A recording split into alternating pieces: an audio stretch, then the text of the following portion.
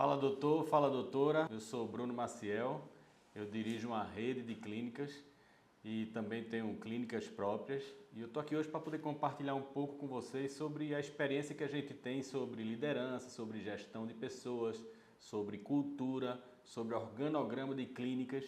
Eu queria um pouco compartilhar com vocês essa experiência que a gente tem ao longo de 20 anos gerenciando, sendo líder de clínicas. E eu tenho um pouquinho para entregar para vocês. E a gente vai começar pelo assunto gente, pelo assunto gestão de pessoas, que envolve, de certa forma, liderança dentro de clínicas, dentro de consultórios. Então você, doutor, você, doutora, saiba que além de exercer sua profissão na área da saúde, você também, de certa forma, vai precisar gerenciar um time, porque afinal de contas, sem pessoas, sem um time, nós não somos ninguém.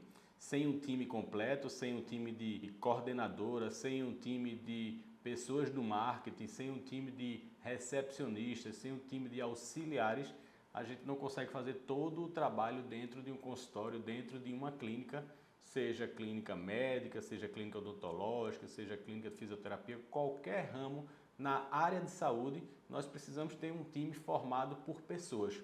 E quando a gente fala de gente, quando a gente fala de pessoas, a gente fala que nessa estrutura precisa existir um organograma, precisa ter uma hierarquia das partes para que as pessoas às quais estão trabalhando naquele local, quem é seu líder direto, a quem ele precisa buscar informações, a quem ele precisa entregar números de metas. Então, quando a gente fala de organograma, a gente está falando de uma hierarquia e todo o time precisa saber como é composto aquela organização, aquela clínica. Além disso, para que a gente tenha um time de pessoas engajadas, a gente precisa ter que cada colaborador desse, ele tenha a sua responsabilidade-chave de função. O que eu quero dizer com responsabilidade-chave de função? Cada colaborador ele precisa ter qual é a sua função principal. Para pensar um pouquinho, eu queria que você fizesse até esse exercício dentro do seu time, se você já tem uma equipe. Faz uma pergunta para ele, olho no olho, e diz assim: você é pago para fazer o quê? E você vai se surpreender com essa resposta. Porque muitas vezes os nossos colaboradores, eles não sabem por que estão trabalhando naquela empresa. Então, se você perguntar para uma recepcionista da sua empresa, da sua clínica, ela vai dizer: não, eu sou paga para atender bem o meu cliente. Mas será que é só isso que se resume o trabalho de uma recepcionista? Então, na responsabilidade-chave de função, a gente fazendo essa conversa, esse onboard, esse treinamento com essa recepcionista ou com qualquer parte integrante da nossa clínica, ela vai saber exatamente qual é a missão do cargo dela, quais são os objetivos do cargo dela, qual é a meta que ela precisa entregar para que a clínica bata suas metas, tanto meta de relacionamentos, como metas numéricas, como metas de vendas. Cada membro da equipe precisa saber qual é a sua responsabilidade-chave. Na hora que cada pessoa da equipe, que é formada por você, sabe qual é a sua responsabilidade-chave, a gente vai começar a formar um time que seja autogerenciável, que você não precisa estar fazendo microgerenciamentos o tempo todo. Quantas vezes você já deve ter parado e dito assim: meu Deus, essa menina, essa pessoa, essa recepcionista não faz nada que eu queria que ela fizesse. Mas será que eu já fui claro? Será que ela tem um descritivo, essa responsabilidade-chave de função dela?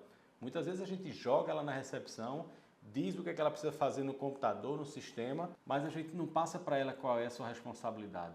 O que ela precisa entregar para a clínica. Além do organograma, da hierarquia que a gente tem nas nossas clínicas, das responsabilidades-chave de função, a gente precisa fazer alguns acordos. Uma empresa, uma clínica, ela é feita por acordos entre o líder e seu liderado. Esse acordo de resultados vai deixar claro para cada membro da equipe o que é que ele precisa ter como entregável. E junto desses acordos, a gente precisa, após os acordos, após as semanas se passarem, a gente precisa fazer os acompanhamentos disso. E nesses acompanhamentos, para saber se a pessoa está perto de cumprir sua meta ou não, existe feedbacks, existe esse 1 a 1, que são as conversas entre o líder e o seu liderado, para que a gente, como líder, não puna, porque ninguém sai de casa para errar, ninguém sai de casa para falhar. Mas nesses feedbacks, nessas conversas de orientação, nossa missão como líder é fazer com que o liderado ele bata sua meta, ele cresça naquele ambiente de trabalho e o conjunto disso tudo é fazer com que sua clínica prospere, com que sua clínica atinja os resultados aos quais você tanto quer.